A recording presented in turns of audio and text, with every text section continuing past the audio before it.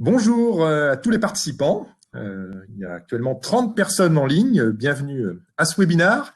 Avant de démarrer, un petit contrôle technique pour savoir si vous m'entendez bien et voyez bien ce qui est à l'écran.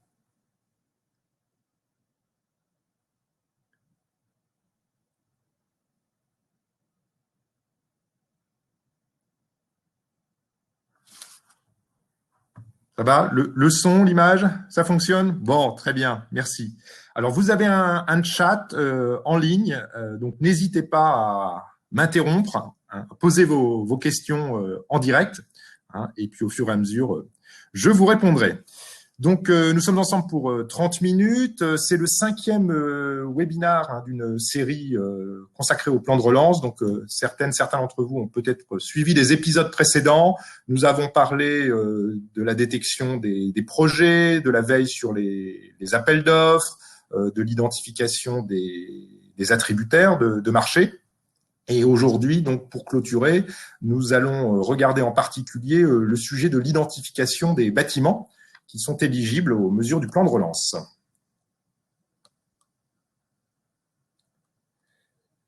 Quelques mots rapides sur Explore. Certains d'entre vous nous connaissent peut-être, sont peut-être utilisateurs de nos services.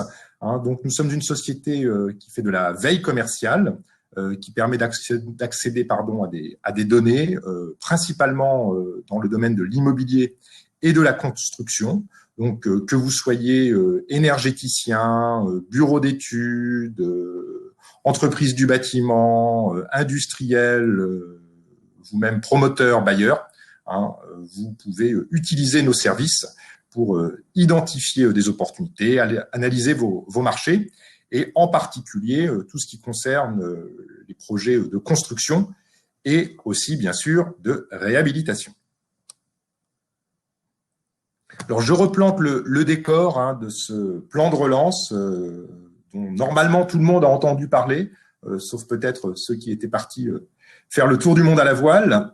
Donc, le feu vert a été lancé début septembre, donc par un discours du Premier ministre, je le cite, la refondation économique et sociale et écologique du pays, en articulant à la fois l'économie et l'écologie, avec des moyens assez considérables, en tout cas en termes de volume engagé. Nous sommes à 100 milliards pour ce plan de relance dans sa globalité. Il y a une enveloppe plus spécifique de 30 milliards qui porte sur le financement de la transition écologique. Et donc, ce que nous allons voir aujourd'hui s'inscrit dans une sous-enveloppe de 6,7 milliards tout de même en faveur de la rénovation énergétique des bâtiments.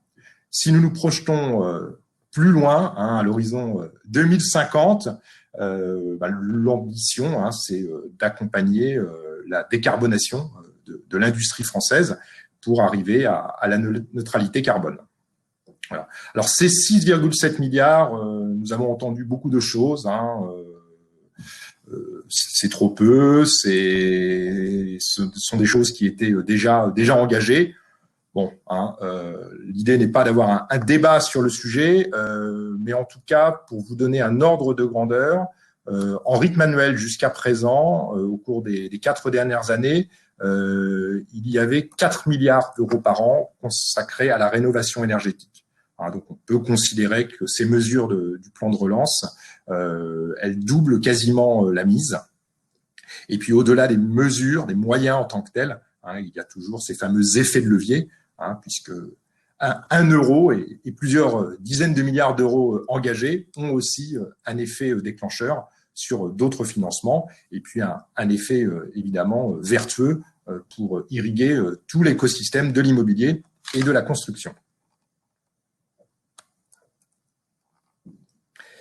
Alors, les bâtiments plus particulièrement ciblés dans cette enveloppe, qui est une enveloppe qui doit être engagée au cours des 2 années à venir, 2021-2022. Donc, le logement ou les logements privés sont visés avec une enveloppe de 2 milliards. Les bâtiments publics, bâtiments de l'État, bâtiments des collectivités locales, à hauteur de 4 milliards. Les logements sociaux pour 500 millions, et puis les locaux professionnels des TPE et des PME à hauteur de 200 millions d'euros. Alors, qui peut bénéficier de ce dispositif? Je dirais un peu tout le monde. Hein. Là, nous avons une représentation de l'écosystème, à la fois ceux qui vont être directement bénéficiaires, hein, les propriétaires privés, l'État, les collectivités, les bailleurs sociaux, les TPE, les PME, et puis toutes les entreprises, hein, qui travaillent sur ces marchés, qu'il s'agisse à la fois d'architectes, de bureaux d'études, d'AMO, hein, les énergéticiens, les acteurs des C2E également, et puis vous toutes et tous, industriels de la construction, distributeurs, hein, de produits, de matériaux, de solutions, et puis entreprises du bâtiment.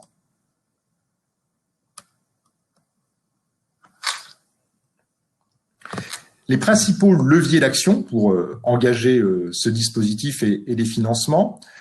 Donc, concernant le logement privé, c'est vraiment le déploiement à très grande échelle de MaPrimeRénov', hein, puisque le crédit impôt de transition énergétique s'est terminé au 31 décembre, et puis tout a basculé vers MaPrimeRénov' aujourd'hui, qui connaît un grand succès, parfois est même peut-être un peu victime de son succès, ce qui induit un ralentissement dans le traitement des dossiers. Il y a aussi un budget important qui est consacré à l'ANA, l'Agence nationale de l'amélioration de l'habitat, hein, dont le budget double en 2021. Et l'objectif est d'accompagner la rénovation de 600 000 logements, hein, contre 250 000 qui ont pu être aidés en 2020. On voit bien le changement d'échelle. Concernant les bâtiments publics, donc là, c'est le mécanisme des appels à projets, hein, qui est utilisé, dont un certain nombre ont été publiés en fin d'année dernière. Il y a une liste de premiers projets attribués, hein, des gendarmeries, des bâtiments universitaires, etc. Hein, certains d'entre vous ont sans doute déjà repéré quelques opportunités. L'idée est d'encourager plutôt des rénovations assez massives. Hein, c'est également le cas pour les logements sociaux, donc une approche globale avec, pour exemple, un programme qui s'appelle Energy Sprong, hein, qui vise à industrialiser, massifier la rénovation de logements sociaux. Et puis les TPE et PME ne sont pas oubliés, et notamment avec des enveloppes dédiées à des missions de conseil et d'accompagnement vis-à-vis des entreprises.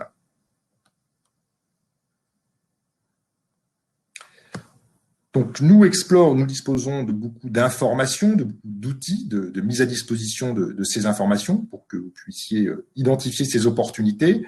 Alors, ce que nous avons là à l'écran résume en fait tout ce qui a été vu au cours des différents épisodes de ce cycle de webinaires, que ce soit l'identification des appels à projets, des attributaires, et puis également, plus spécifiquement, ce que nous allons voir aujourd'hui, tout ce qui concerne le patrimoine immobilier et la possibilité de rentrer plus dans le détail par typologie de bâtiment.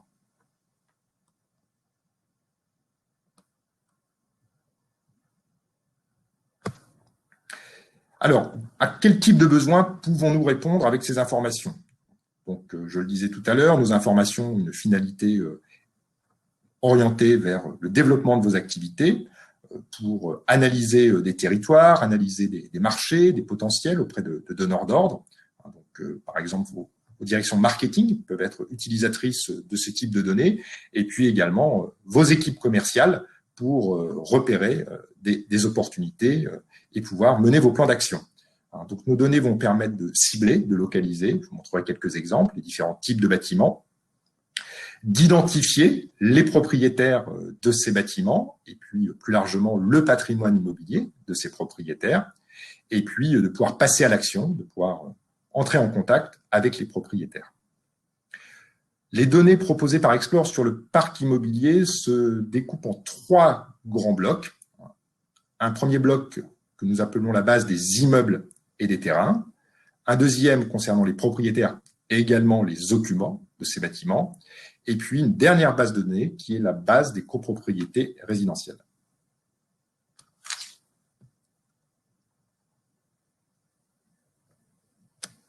La base des immeubles et terrains. Tout d'abord, Donc, c'est une base de données qui recense et qui décrit le patrimoine immobilier des personnes morales, donc pas des personnes physiques, pas des particuliers. Vous n'allez pas y trouver de la maison individuelle, mais tout patrimoine immobilier détenu par des entreprises, des institutionnels, l'État, les collectivités, des bailleurs sociaux et les véhicules également immobiliers du type SCI sont présents dans nos bases de données. Ce sont des données qui sont de source fiscale, qui viennent de la Direction générale des finances publiques, qui sont réactualisées chaque année. Et puis, ce sont des données qui sont très précises en termes de géolocalisation, puisque systématiquement, elles disposent d'un géocodage, sans être trop technique, à la parcelle, ce qui permet également d'en avoir une exploitation dans des systèmes d'information géographique. Donc, cette base, elle contient 4,2 millions de bâtiments, pour être précis, au plan national, et qui sont répertoriés par catégorie. Donc, vous avez ici la liste, les bâtiments publics, logements collectifs, bureaux, etc., pour pouvoir cibler et affiner vos recherches. La deuxième base de données, donc les propriétaires et les occupants. Donc les propriétaires, personnes morales, encore une fois. Les immeubles qui sont détenus par ces propriétaires en mono ou multipropriétaires. Vous pouvez également, puisque nous avons un historique d'informations pour remonter dans le temps, donc identifier des changements de propriétaires qui ont eu lieu. Et puis, vous avez également, quand ces données sont disponibles, l'identification des dates et des prix de vente. C'est ce qu'on appelle les données DVF, demande de valeur foncière, dit autrement, données des notaires parfois. Et nous avons dans nos bases 1,2 million de propriétaires et 9 millions d'occupants rattachés à ces mêmes bâtiments.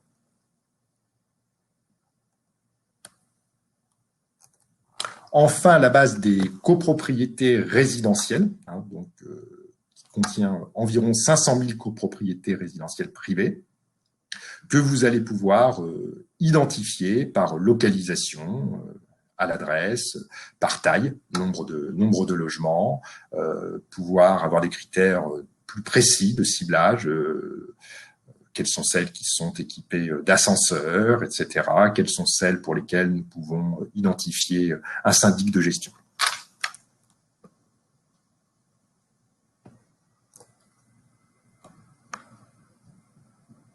Pour accéder à ces informations, très nombreuses, nous mettons à votre disposition des moteurs de recherche. Donc, nous avons là à l'écran le moteur de recherche principal. Donc, vous voyez les différentes portes d'entrée. La localisation, la typologie du bien, le propriétaire, les occupants, les mutations, les valorisations, et puis les informations sur les copropriétés. Vous avez ensuite des sous-moteurs de recherche. Alors, peut-être que l'image n'est pas assez détaillée, mais vous voyez que nous pouvons, sur la gauche, utiliser des critères de ciblage concernant la nature du bâtiment. Est-ce que c'est un bâtiment de plus de 5 000 m², 10 000 m²? Est-ce que c'est un bâtiment résidentiel? Est-ce que c'est un bâtiment qui accueille des activités tertiaires, des activités administratives? Nous adossons aussi à ces informations des informations sur la performance énergétique. Vous reconnaissez les étiquettes des DPE. Et puis sur la partie droite, ce sont des critères pour pouvoir cibler les propriétaires.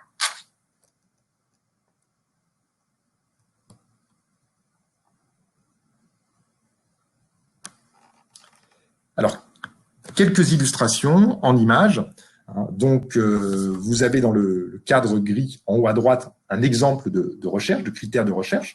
Donc, ici, nous avons ciblé un immeuble de type administration publique de plus de 5 000 m², dont la date de construction est comprise entre 1970 et 1980 et localisée dans la commune de Bordeaux. Et donc, nous avons la fiche descriptive. Donc, il y avait une liste de plusieurs résultats. Et là, j'ai choisi cette illustration. Donc, vous avez une photo qui vous identifie le bâtiment. Vous avez également la possibilité de retrouver ce bâtiment sur un plan. Donc, vous avez l'adresse, le numéro de la parcelle, la KA0030, la surface du bâti, la surface de la parcelle, le nombre de bâtiments, ici il y a 3 bâtiments, la hauteur, le nombre d'étages, la période de construction. Vous avez ici à droite le nom du propriétaire, qui est la commune de Bordeaux, et puis les occupants de ce bâtiment, hein, et notamment parmi les occupants, nous avons le rectorat. Donc ça peut être potentiellement un bâtiment compte tenu de son ancienneté, compte tenu également de la détention par une collectivité locale, du fait que ce soit un bâtiment qui accueille des activités administratives et d'enseignement qui peut potentiellement être un bâtiment éligible aux mesures du plan de relance. Cette enveloppe de 4 milliards d'euros pour les bâtiments publics. À partir de la fiche de ce bâtiment, nous pouvons voir le patrimoine de la commune de Bordeaux, c'est-à-dire l'ensemble des bâtiments, puis également des terrains détenus par le propriétaire, commune de Bordeaux, avec ici le rappel de l'ensemble des bâtiments détenus par la commune de Bordeaux, avec la possibilité de rentrer dans le détail par typologie d'activité, ce qui est de nature administrative. La commune possède également des logements, etc., etc. L'ensemble des informations vous sont accessibles depuis cette fiche.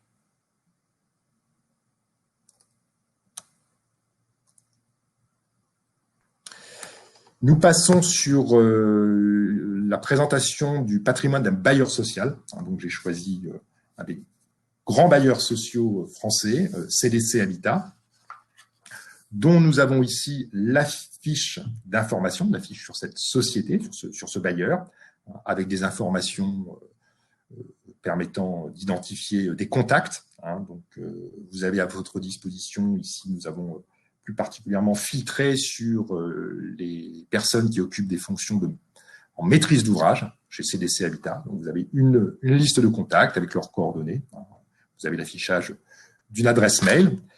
Et puis, vous avez rattaché ici en bas de l'écran également à la fiche de ce bailleur social une information sur un projet de rénovation de logement à Draguignan.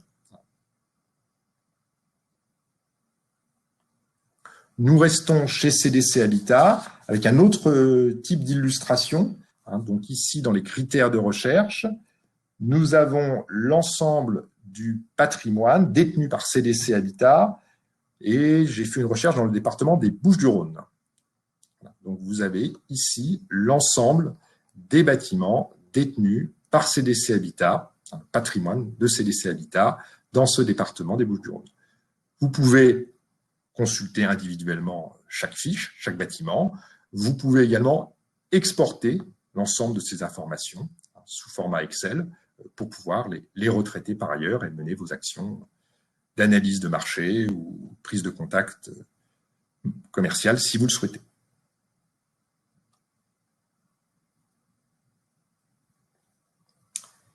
Venons-en maintenant aux copropriétés. Donc, nous avons ici un ciblage de copropriétés. Donc, j'ai choisi des copropriétés dites passoires thermiques, donc les classes énergie F et G, dans le département du Val-de-Marne. Donc, nous avons ici une liste avec les adresses, le nombre de logements, la possibilité, avec la loupe, de voir le descriptif de chaque copropriété, et puis le nom des syndics de gestion rattachés à chacune de ces copropriétés.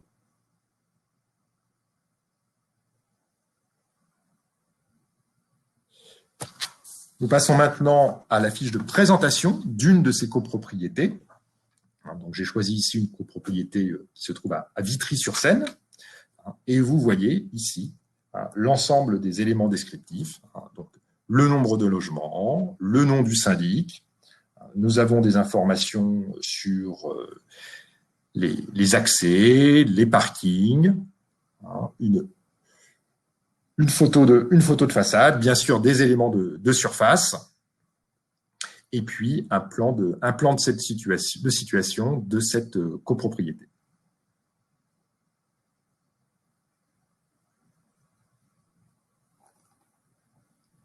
de la fiche de cette copropriété, nous pouvons également aller voir le syndic de gestion, la fiche du syndic de gestion, donc qui se présente dans le même format que ce que nous avions vu tout à l'heure pour CDC Habitat, avec les coordonnées, des noms de contacts chez ce syndic, si vous souhaitez entrer en relation avec eux, et puis ici, un récapitulatif de l'ensemble des copropriétés dont ce syndic a la responsabilité, avec la possibilité de repartir, entre guillemets, dans l'autre sens, c'est-à-dire de retourner voir une copropriété en particulier.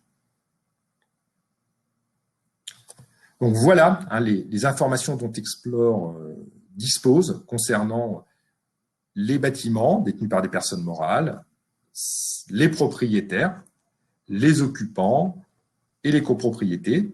Et puis, comme vous l'avez vu, la possibilité d'appliquer un certain nombre de critères de ciblage qui vont être géographiques, qui vont être par typologie de bâtiment, par ancienneté, par taille, par profil de propriétaire, et la possibilité, à partir de ces différentes informations, de pouvoir lancer vos actions marketing et commerciales.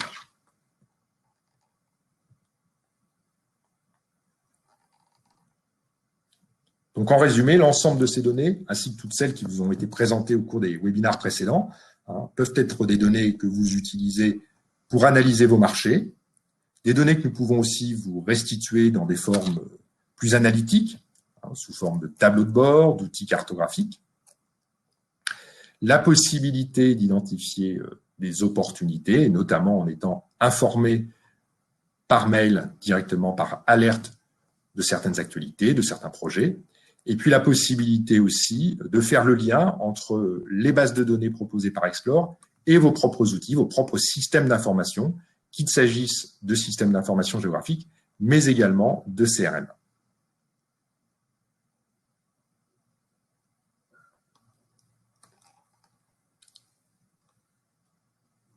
Voilà, pour la partie présentation, j'imagine que vous avez des questions.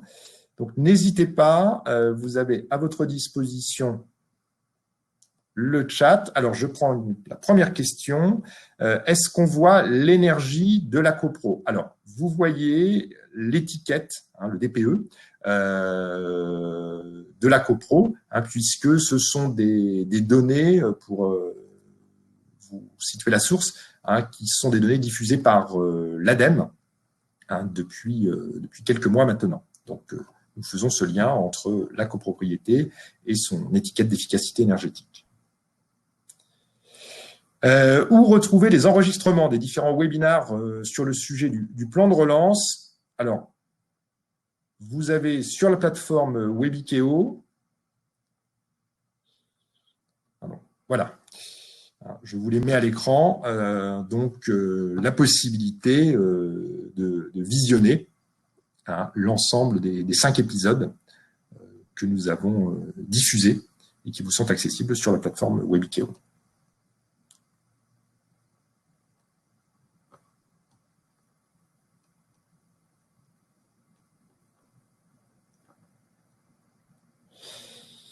Pour la rénovation énergétique des bâtiments publics, comment sont organisés les marchés? Code des marchés publics. Alors, code des marchés publics, oui, passage obligé. J'évoquais tout à l'heure les appels à projets, qui est la procédure qui est privilégiée pour solliciter auprès des acteurs publics la proposition de projet. Je vais donner des exemples tout à l'heure, pour ensuite ces appels à projets se déclinent sous forme d'avis de publicité pour des appels d'offres plus classiques qui vont être d'études ou de travaux dans les mois à venir. Donc, ça fait aussi partie des choses qu'Explore peut vous proposer. Et si vous visionnez l'épisode 3, détection des marchés publics, vous retrouverez des informations sur ce sujet-là. N'hésitez pas aussi à nous consulter à l'issue de ce webinaire. Avez-vous le type d'équipement de chauffage des copros? Alors, dans certains cas, mais dans une minorité de cas seulement, malheureusement, effectivement, c'est une données très précieuses, assez difficiles à identifier, mais consultez-nous, nous pourrons regarder plus précisément et chercher avec vous en fonction de vos critères de ciblage. Alors vous avez dans le chat, hein, Claire vient de poster le lien vers Webikeo pour pouvoir visionner l'ensemble des webinars. Avez-vous des outils permettant d'affiner le ciblage des bâtiments par taille, par zone géographique? Oui, tout à fait. Hein. Donc vous avez beaucoup de critères à votre disposition. Je prends un exemple. Hein. Je voudrais identifier des copropriétés entre 50 et 100 logements situés dans la commune de Vincennes, par exemple, construite entre 1980 et 1990. Sur la base de ces 3 critères de recherche, vous pouvez effectivement faire votre ciblage et avoir des listes.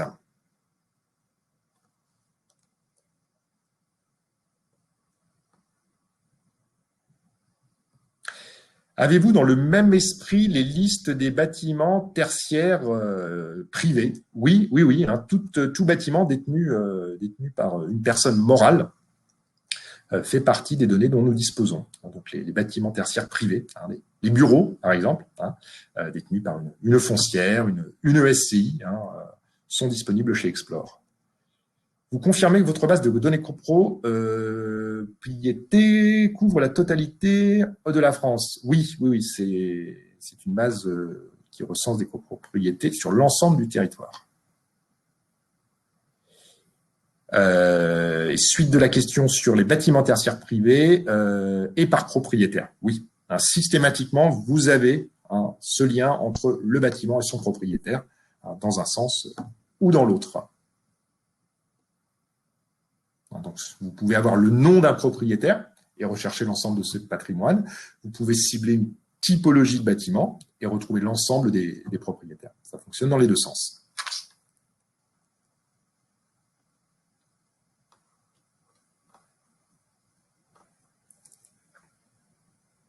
Les coordonnées des contacts incluent-ils les mails? Oui, les contacts incluent, pas systématiquement, mais dans un grand nombre de cas, des mails. Tout à fait. Patrimoine des collectivités, acteurs publics. Oui, pour les acteurs publics, hein, ce sont des personnes morales. Hein, donc, une commune, une métropole, un établissement public, un syndicat mixte, effectivement, sont des personnes morales, donc leur patrimoine immobilier, les bâtiments et les terrains également, détenus par ces acteurs publics, sont dans nos bases.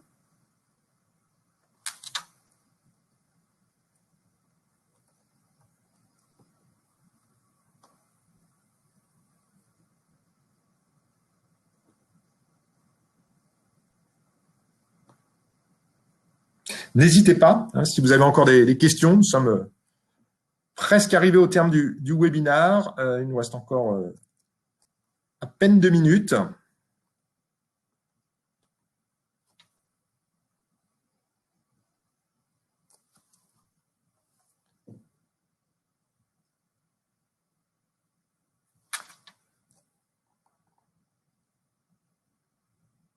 Peut-être une dernière question. Avez-vous une liste des AMO qui vont potentiellement agir sur MPR Copro? Donc MPR, ma prime rénov. Là, sur ce sujet-là, non, nous n'avons pas d'informations, puisque ce sont aussi des... Alors là, ce sont des marchés plus difficiles à identifier, ce ne sont pas des marchés publics. Donc, nous n'avons pas ces informations-là.